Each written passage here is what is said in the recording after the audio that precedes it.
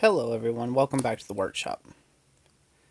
So today I want to take a moment and talk about what effect pedigree has in your work. So for those who don't right offhand understand what I'm talking about, pedigree is essentially what you know or who you know, more or less, and what type of effect that has on your ironwork.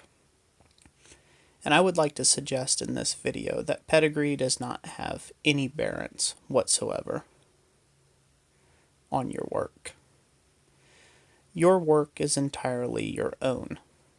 Now, you can have influencers that mean a great deal to you in your work, that have helped you along the way, that have taught you certain schools of thought, and that is a very important thing. And if you are blessed enough, excuse me, if you are blessed enough to have someone that is willing to come alongside you and teach you what they know, that is such a rewarding experience. But that does not make you better than a smith that perhaps has not had the same exact teacher that you have had. We have got to understand that we are working in a trade that is as old as mankind. As long as human beings have been on this earth and have played with fire, there has been a metal worker of some kind. What matters most in your work is not your pedigree, your college education, the so-and-so master smith that taught you in his name. What matters more than all that is your own individual skills and abilities. If your own individual skills and abilities lack, then what good is your master's teaching? So how do we arrive at having skills and abilities? Practice. Nothing else. Time spent at the anvil with the hammer. You can learn as much as you can in college. You can learn as much as you can in books.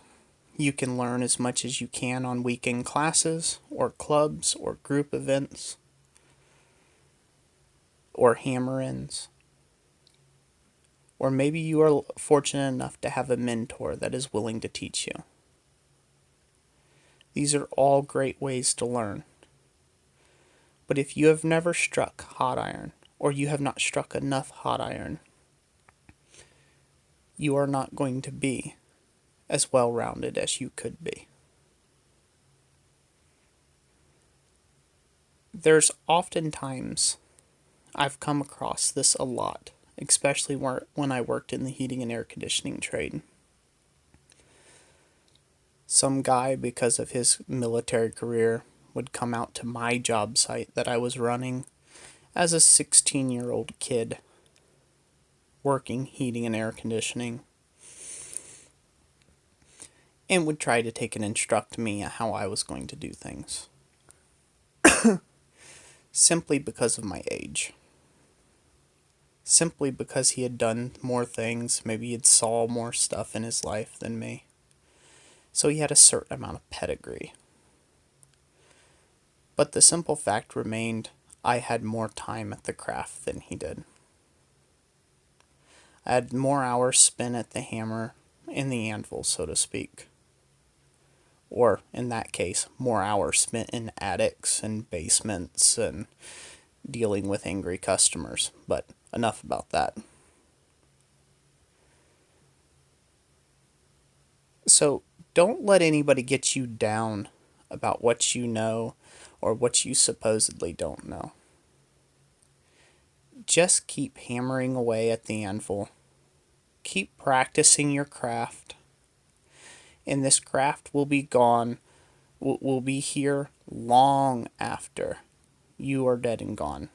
Long after whoever has pedigree now is long forgotten. And don't worry about those people. Enjoy the craft. Enjoy the hobby of blacksmithing.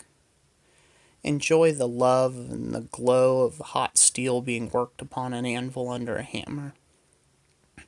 Or under a power hammer. Yes, that's fun too. And ultimately, let your work speak for itself. And I say to heck with pedigree. Thank you all for watching. God bless you, and we'll catch you on the next one.